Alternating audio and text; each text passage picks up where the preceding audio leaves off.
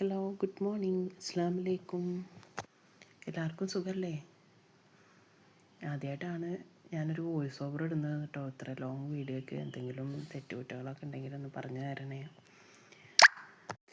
വലിയ മോന് മദ്രസയിലേക്ക് പോകാൻ വേണ്ടിയിട്ട് രാവിലെ അവന് കഴിക്കാൻ വേണ്ടിയിട്ട് അപ്പം അതേപോലെ തന്നെ കടലക്കറിയൊക്കെ ഉണ്ടാക്കുകയാണ് കേട്ടോ. തേങ്ങ അരക്കാതെ ഒരു കടലക്കറി. അതിലേക്ക് ആവശ്യമുള്ള മസാലപ്പൊടികളും കാര്യങ്ങളൊക്കെ ഇട്ട് ഗ്രീൻ പീസ് കറിയാണ് കേട്ടോ. അത് വേവിക്കാൻ വേണ്ടിയിട്ട് കുക്കറിൽ വെച്ചു. അതിന് ശേഷം അപ്പം ചുട്ടുകൊണ്ട് നിൽക്കുകയാണ് കേട്ടോ. ഒരപ്പം ചെറുതായിട്ട് പാളിപ്പോയിട്ടത് അത് ശരിയാക്കിയിട്ടുണ്ട് കേട്ടോ. രാവിലെ എണീറ്റ് കഴിഞ്ഞാൽ കുട്ടികൾ സ്കൂൾക്കും മദ്രസക്കൊക്കെ പോയി ഒരു 9 മണിയാവണം ഫ്രീ ആവണമെന്നുണ്ടെങ്കിൽ അതുവരെ ധൃതിയിലുള്ള പണിയായിരിക്കും. അപ്പം ചുട്ടുകൊണ്ടേ നിൽക്കുകയാണ്. അതിൻ്റെ ഇടയിൽ മമ്പയർ അടുപ്പത്ത് വെച്ച് മദ്രസയ്ക്ക് മോൻ പോയിട്ടോ. ചായ അപ്പം മാത്രം കുടിച്ചിട്ടുള്ളൂ, കറി ആയിട്ടില്ലായിരുന്നു. അപ്പോഴേക്കും അവൻ പോയി. പിന്നെ ഉച്ചയ്ക്കുള്ള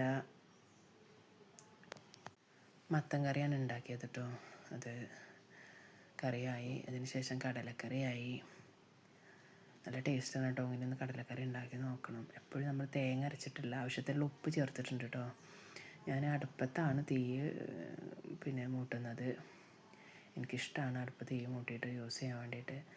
ഞാൻ ചോറൊക്കെ അടുപ്പത്താണ് വെക്കല്. തീരെ വെയ്യെങ്കിൽ ഞാൻ റൈസ് കുക്കറിലൊക്കെ ചോറ് വെക്കാറുള്ളൂ. അല്ലാന്നുണ്ടെങ്കിൽ ഞാനെപ്പോഴും അടുപ്പ് തന്നെയാണ് കേട്ടോ ചോറ് വെക്കാൻ വേണ്ടിയിട്ട് ഉപയോഗിക്കാറ്. നേരെ വെളുത്ത് വരുന്നതുള്ളൂ, 5:15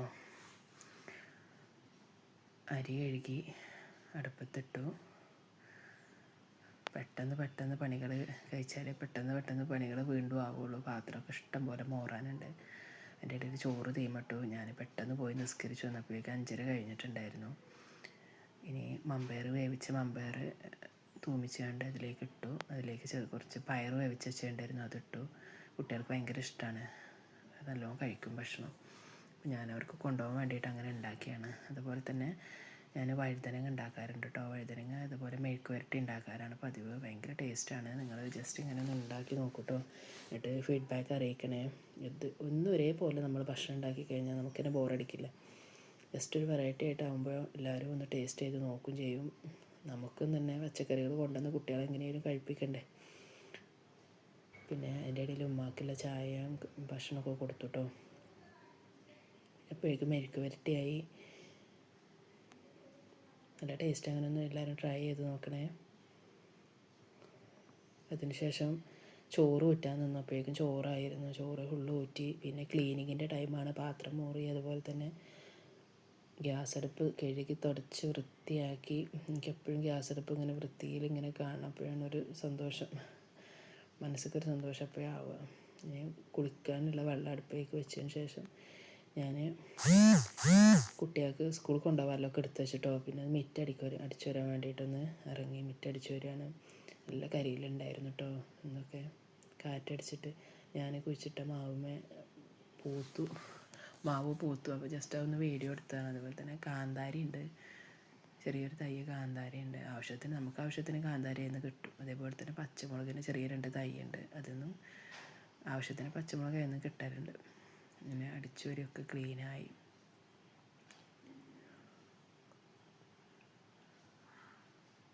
പിന്നെ തുടക്കാനുണ്ടായിരുന്നു. രാവിലെ തന്നെ പണികളൊക്കെ കഴിച്ച് വെച്ചാൽ പിന്നെ കുറച്ച് നേരം ഒന്ന് ഫ്രീ ആയിട്ട് ഇരിക്കാം. അത് കരുതിയിട്ട് രാവിലെ വേഗം തുടച്ചു.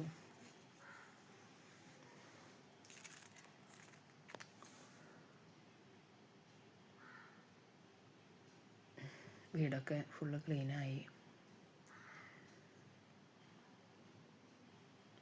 അതിൻ്റെ ഇടയിൽ ഞാൻ മെഷീനിൽ തുണികൾ തിരുമ്പുന്നുണ്ടായിരുന്നു. കുറച്ച് തുണികൾ നല്ല ചെറിയ തുണികൾ പുറത്ത് കല്ലിൽ തിരുമ്പും, അല്ലാത്ത തുണികൾ വാഷിംഗ് മെഷീനിലാണ് ഞാൻ തിരുമ്പുക. അതിൻ്റെ ഇടയിൽ മോന് സ്കൂളിൽ പോകാൻ വേണ്ടിയിട്ട് ഒരുക്കി. പിന്നെ അവന് സ്കൂളിലേക്ക് പോകുന്നതിൻ്റെ മുന്നേ ആയിട്ട് അന്ന് ഡിറ്റേഷൻ ഇടുന്ന സബ്ജക്റ്റ് ഏതാണെന്നുള്ളത് നോക്കി ജസ്റ്റ് ഒന്ന് റിവൈസ് ചെയ്യും. അതിൻ്റെ ഇടയിൽ അവനെല്ലാം ഓട്ടോറിക്ഷ വന്നു. അവന് വണ്ടിയിൽ കയറിയിട്ട് പോയിട്ടോ. അപ്പോൾ okay, thank you for watching. എല്ലാവരും സപ്പോർട്ട് ചെയ്യണേ.